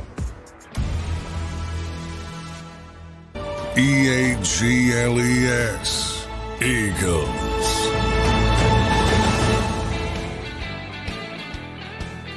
Welcome back in, everybody, to Thursday's edition of Birds 365. The NFL officially kicks off today, everybody. I want to thank everybody in the chat. Been great crowd today, great super chats, great comments, and 176 likes we're up to right now. So thanks all of you guys for your support of the show and liking the content. Let's try and get that to 200 before we get out of here in 15 minutes. John, I got 2 questions for you here in the last 15 minutes of the show. Who will be the defensive player of the game for the Eagles, if there is one and they win the game? Who will make the most impact on the defensive side of the ball? Jalen Carter. Yeah, Jalen Carter. It's as simple as that. Jalen Carter, if he makes the difference, the defense will work better than expected. I mean, well, it's not only that he's the Eagles' best defensive player, it's also a good matchup week for him. They don't have a right guard. They don't have, I joke that, of all the problems in Brazil, the travel, the wildfires, the conjunctivitis, the biggest problem was that nobody knows who the right guards are going to be. The Eagles are trying to pretend it's not Mekhi Becton. The Packers are trying to decide between two different players. So, yeah. So Jalen Carter against a couple of right guards that can't handle Jalen Carter. It's not only their best player, it's a good matchup week for him. No doubt. So good stuff there. Hopefully Jalen Carter has a big game because he's obviously going to have a big impact. So if he does well, I think that a whole defensive line's going to eat. Like we talked about, it is tough, man. I mean, if you double Jalen Carter, you're going to leave Jordan Davis one-on-one. If you double both, which I don't think you can do, you're leaving a lot of guys, with open lanes to the quarterback. How are they going to block these guys, John? Well, that's their weakness. And that's where you look at it. You're a great offensive line, right? Like how do you just got to live with the one-on-one matchup for a couple of them, right? And hopefully get the ball. Yeah, I mean, but you've seen it over the years with the Eagles offensive line. I mean, the good offensive lines can deal with anybody. The good offensive lines shut down even the great players, and that includes Jalen Carter. And then you progressively get down the list, and some of the worst offensive lines can get really ugly. And the Packers are probably below average right now, which is not familiar territory for them. They typically have had a pretty good, maybe not Eagles level, but they've typically had a pretty competent offensive line. I don't know if that's going to be the case, at least early in the season for the Packers. Yeah, Prince brings up the 12-man personnel. I think you're right, Prince. I think our opponents are going to be doing a lot of that if there's no injuries on that defensive line. So we'll see how it all works out. Johnny Mac, on the other side of the football, offense. Who's gonna be the star of the Eagles offense this week? I mean, I was gonna say AJ, but they got Jair Alexander. Maybe it's a Dallas Goedert show where they're trying to take away those two receivers. I don't know. There's a lot of options to go here. I think it's going to be Saquon Barkley, so somebody gets a free jersey. Oh, I love it. Get the people excited. Now, I think it's it really is. It's going to be tough to answer these questions on offense because so many playmakers the Eagles have, and it could be anybody popping up on a given day, but they tend to want to, sort of impose their will early. And that means I'm going to go with AJ early because AJ's the guy. You remember the one game where AJ had all the catches and Devontae Smith had 0. And that was the big, narrative coming out of week 1. And obviously Devontae got his. They generally want to get started on a good foot. And I know people will look at Alexander and say, well, he's a really good corner, and he is, but the Eagles are comfortable with AJ Brown no matter who the opposing corner is. And that'll be the case again this week. Plus, let's see where they are with the blitz. And, AJ Brown is the best blitz beater because of his size and physicality. You can just throw it slant, bang, bang 8, as they call it, all day, as they did in training camp. And who's getting around that body? What type of impact do you think Johan Dotson has in this game, John? We talked about him a lot after the trade, but we haven't talked about him much since then. What kind of impact do you think he has in this game? I don't think a lot, but if he has a splash impact play, third down conversion, he's not going to get a lot of traffic. They're not going to be designing plays for Johan Dotson, but again, if the things progress and he's got an opportunity to make a play, I think he'll make it. As opposed to say maybe Quez Watkins, who wouldn't make it. But yeah, I mean, I think for the people that want everybody to get theirs, it's not going to work like that. I mean, only one football, all the cliches, that kind of stuff. And he's a role player here, and he's got a chance to be a good role player if he embraces that. But he'll also be, he just got here. He'll also be probably limited from that perspective. So maybe you see a little bit more Grant Calcaterra and a little bit more 12 because Grant knows the entire offense versus Johan, who might be just up to speed on certain packages. We'll see how it all shakes out. Just 15 likes to go until we get to 200. We got 9 minutes to go. Can we get to 15 likes in that time frame? Hopefully we can. Appreciate everybody being here. John, it's Nakobe Dean week, man. And I'm wondering, we're either going to come out of this game excited as hell on Nakobe Dean and what he can be, or I think it might be the opposite. And if they pick on him, I think it could be the opposite, and they pick on him all day long, and he just. Well, I think they're going to try to pick on him. Yeah, but well, I know they're going to try, but will they be able to successfully enough to make Dean look like a weak link? What's your take on maybe that? This is a very good offense. I know the other man. side is very good too, and but make no mistake, they would have been trying to pick on Devin White as well. I know, but is Nakobe going to be good enough in coverage for this Packers team? That's the question. Probably not. Probably not. I mean, can he play winning football? Yes. Is he going to be good in coverage against the Green Bay Packers? Probably not. But what linebacker they have is going to be good in coverage against the Green Bay Packers? I would say none of them. None of the above. So is he their best option? Yes, he's their best option. And that's how you sort of have to grade it. You have to grade it on a curve. And that's why I've started asking people who say, oh, Nakobe can't cover. TJ Edwards can't cover. Zach Bond can't cover. And the only people they think that can cover is people they haven't seen yet. Devin White, because he was in Tampa where he couldn't cover. Everybody can't cover.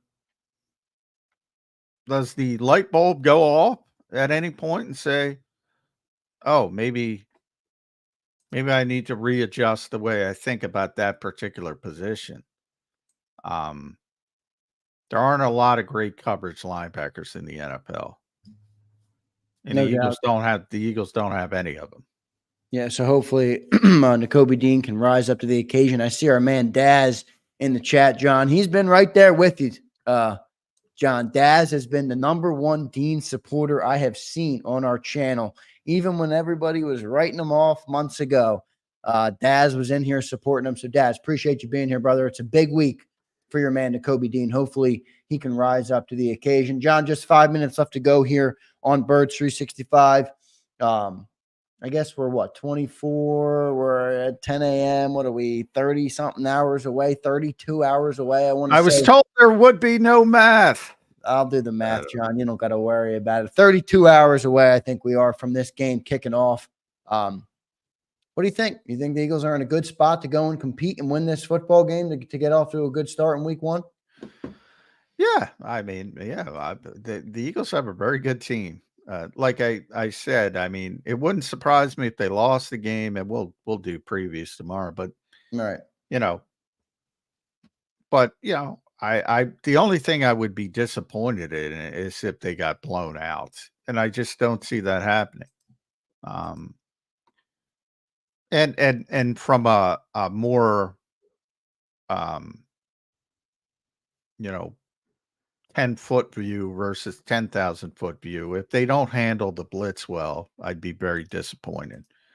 Because that's all they've been working on all off season, trying to fix that issue. So if that continues to look bad, I think that's the worst case scenario. I don't even think a loss is the worst case scenario. I think if they look the same jumbled mess against the blitz, I think that's the only way I hit the panic button on this team, because it's two really good teams, very similar to Kansas City, Baltimore tonight. Is anybody going to panic? Well, probably individual fans in those particular cities, but is anybody with any common sense going to panic about the team that loses that game? Right. They shouldn't. Right. I see what you're saying. Same thing with with the Eagles Packers. But they've spent so much time trying to fix the blitz that if they look bad at it, and by bad I don't mean unsuccessful. I mean like last year bad. That's the only way I would push the panic button. No doubt about it. Big game tonight. Good show today, by the way, John, on the Eagles. I thought we broke down everything pretty dang good. I thought Stolnis was great this morning, as he always is. And then I thought the Q&A from our listeners and the super chats that everybody provided, I thought they were all pretty dang good. So great show today. Everybody in the chat, I want you to participate in this final question. So make sure you guys are ready to type in and give me what you're thinking. Tonight's game, Johnny Mac. By the way, everybody's been texting in on or commenting in after the show, John. Where's John's prediction? Where's John? John's prediction will come at the end of the show tomorrow. So make sure you're here on Birds 365 at the end of the show tomorrow for the prediction on Eagles Packers. But tonight, John, what do you think about the game tonight? I know you're so locked in on the Eagles, so you don't know too much probably about these teams. But from an outsider's perspective, what do you think of the game tonight? Everybody in the chat, I'd love to hear who you have winning tonight as well. I'm going to take the Chiefs to start the season. Who do you have tonight, John? Yeah, it's a good. I mean, Kansas City. I guess I'm going to go Kansas City because it's in Kansas City. I do think Baltimore's a better team. I thought they were a better team last year, but they got to get over the hump in the playoffs, obviously. And Kansas City tends to struggle a little bit early. They lost to Detroit last year in the opener, which was also ended up being a very good team. And they had some injuries last year. Kelsey wasn't ready, I believe. But yeah, it wouldn't surprise me. But if the game was in Baltimore, I'd be very comfortable Ravens. The only reason I'm picking Kansas City is because it is in Kansas City. So, but again, I wouldn't panic no matter who wins this game. No doubt about it. I want to go to some people in the chat. Stephen McKell says Baltimore wins by 3. Jason's got Baltimore. Nick, a lot of Ravens guys tonight. I think they're holding on. I think they're a better team. Yeah, I do too. I just, I think, I don't know. It's tough for me to pick against Mahomes. Andy with all this time, John, to prepare. I don't know. I like the Chiefs tonight. I think the Chiefs get the win on the NFL opener. I want to thank everybody for being here today. We had a great crowd today, John. We had great viewership, up to 206 likes. So thank you guys for getting us to that 206 like mark. We appreciate everybody for being here. Johnny Mac, great show today, man. One more show until the Eagles are kicked off for the season, Johnny Mac. I can't believe it's a preview, essentially a preview show, because we have Friday Night Lights. Yeah, Nick baby. Sirianni's so excited about. Nick, we didn't talk about any Nick Sirianni, by the way. Undefeated in season openers. Yeah, he is. Highest winning percentage in Eagles history. Only Eagles coach to win 11-plus games in consecutive seasons with Andy Reid and Dick Vermeil. Dick's in the Hall of Fame. Andy will be in the Hall of Fame. And yet Nick Sirianni's on the hot seat. There you have it. There's the expectations. Good stuff, Johnny Mac. Great show today. Thanks, everybody, for being here. Johnny Mac, final preview show tomorrow, man. Looking forward to it. Great show today. We'll talk to you tomorrow morning. All right, Johnny Mac? Yeah, let's do it. All right. Thanks, everybody, for being here. Hit that like button on your way out. Thanks for your support, your likes, your comments, your super chats today. We'll catch you tomorrow on Birds 365. You've been listening to Birds 365, the destination for the passionate Eagles football fan who bleeds green. If it's Eagles football, we're talking about it. Debate inside the locker room and guests that are some of the greatest football minds from around the region. We hope you enjoyed the show. We know we had a blast. Make sure to like, comment, and subscribe, and we'll be back soon. But in the meantime, hook up with us on social media at JAKIB Sports. See you next time on Birds 365.